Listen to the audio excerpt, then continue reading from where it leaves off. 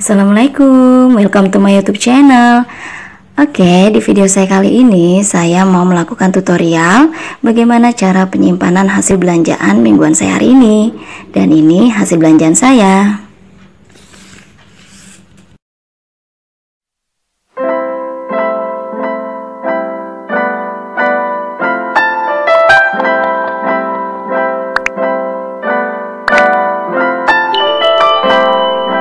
Nah, ini daftar belanja hasil belanja saya tadi ya, Mam. Ada protein hewani, nabati, sayur mayur dan bumbu. Totalnya 123.000 untuk makan 3 orang, saya, suami dan anak selama 1 minggu. Biasanya saya sebelum belanja lihat stok yang ada di kulkas dulu. Apa yang masih ada atau yang sudah habis. Nah, kebetulan untuk bahan sayur sop saya masih punya kentang, buncis dan bakso. Sisa minggu lalu, jadi hanya beli wortel saja. Oke, langsung saja ke video berikutnya ya, Mam. Untuk protein hewaninya saya beli ayam, ceker, dan teri basah. Ada ikan asin dan telur ayamnya juga, Mam.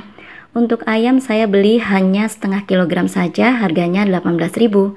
Saya pilih bagian dada karena rencananya saya mau buat ayam asam manis untuk menu minggu ini.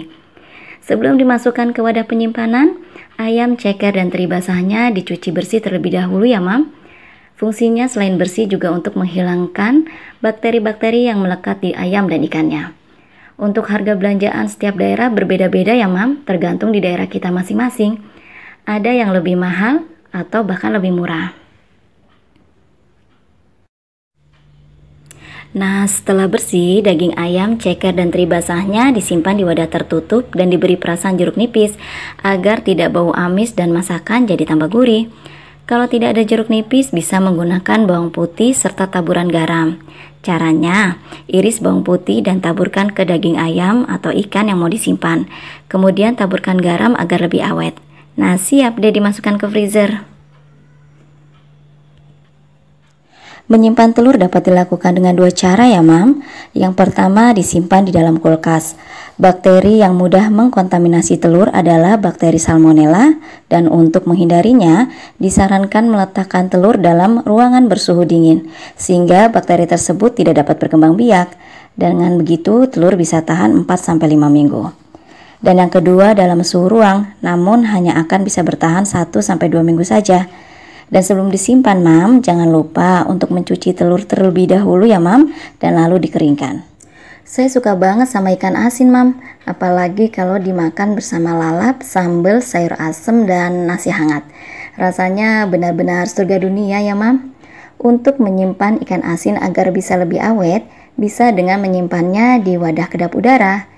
Wadah kedap udara ini bukan hanya berfungsi untuk mencegah kontaminasi udara luar, tapi juga menjaga agar bau ikan asin tidak merusak bahan makanan yang lain. Agar ikan asin bisa lebih awet, kita bisa menyimpannya di freezer dengan suhu 3-7 derajat Celcius. Tempe selalu jadi bahan makanan andalan selain telur jika bingung mau masak apa besok. Jika ingin diolah 2-3 hari ke depan, sebaiknya simpan tempe dalam keadaan mentah tanpa dipotong terlebih dahulu, agar kelembaban permukaan tempe tetap terjaga dan rasanya pun gak berubah selama disimpan di kulkas. Simpan tempenya di wadah kedap udara ya, Mam, agar lebih awet dan gak mudah membusuk. Untuk kali ini saya beli 2 macam tahu ya, Mam, tahu putih dan tahu coklat atau tahu kulit. Untuk penyimpanannya, baik tahu putih ataupun tahu coklatnya, sebaiknya dibuang air tahu yang ada dalam bungkusnya. Lalu rendam tahu dengan air bersih, sebaiknya gunakan air yang sudah matang atau air minum. Kalau berniat untuk menyimpan tahu dalam jangka waktu lama, sebaiknya ganti airnya sehari sekali atau 2 hari sekali. Untuk sayur asemnya, saya belinya sudah 1 bungkus komplit ya, Mam, harganya Rp5.000. Tapi untuk penyimpanannya saya pisah menjadi 3 wadah dan sudah saya potong-potong juga untuk bahan-bahannya. Jadi lebih cepat nanti ketika memasaknya. Dan untuk bahan sayur asem ini tidak perlu dicuci bersih terlebih dahulu ya, Mam, saat disimpan. Pakcoy itu adalah salah satu sayuran favorit saya, Mam. Apalagi kalau ditumis dengan saus tiram. Nikmat banget, Mam. Dilihat dari kandungan gizinya, pakcoy mengandung tinggi vitamin A dan vitamin C. Kedua jenis ini berperan penting sebagai antioksidan dalam tubuh. Fungsi antioksidan itu sendiri adalah untuk melindungi sel-sel tubuh tetap sehat dan mencegah terbentuknya radikal bebas dalam tubuh. Bermanfaat banget ya Mam. Sebelum disimpan di wadah, pakcoynya saya pisah-pisah terlebih dahulu ya Mam, sekalian dibersihkan dan dibuang bagian daun dan batangnya yang jelek. Tidak perlu dicuci terlebih dahulu, dicuci ketika akan dimasak saja, lalu tempatkan di wadah kedap udara. Setelah itu bisa disimpan di kulkas deh. Untuk penyimpanan togenya tidak perlu dicuci terlebih dahulu ya Mam. Cukup bersihkan toge dari sisa akar serta kulitnya. Dan buang toge yang sudah menghitam dan busuk agar tidak mengkontaminasi toge lainnya. Simpan di wadah tertutup ya Mam sebelum dimasukkan ke kulkas. Untuk pepaya mudanya saya beli yang sudah jadi seperti ini ya Mam. Jadi tinggal masak, nggak perlu repot-repot untuk marutnya lagi. Berhubung mau dimasak hari ini, jadi sudah saya cuci terlebih dahulu. Dan kalau beli yang sudah seperti ini memang harus segera dimasak Mam. Karena kalau dibiarkan lama di kulkas pepayanya bisa lembek dan sudah tidak enak lagi rasanya. Untuk penyimpanan jagung dan kolnya saya simpan di satu wadah tapi ada sekatnya ya Mam. Soalnya saya hanya beli satu jagung saja dan kolnya saya juga beli tidak banyak Mam. Untuk jagung dan kolnya disimpan di wadah kedap udara ya Mam. Ini salah satu sayuran yang tidak boleh ketinggalan dibeli saat saya belanja mingguan di pasar. Soalnya anak saya suka banget sama wortel ini Mam. Dan cara penyimpanan wortel di kulkas tidak perlu dikupas kulitnya ya Mam. Langsung simpan saja di wadah kedap udara tanpa harus dicuci terlebih dahulu.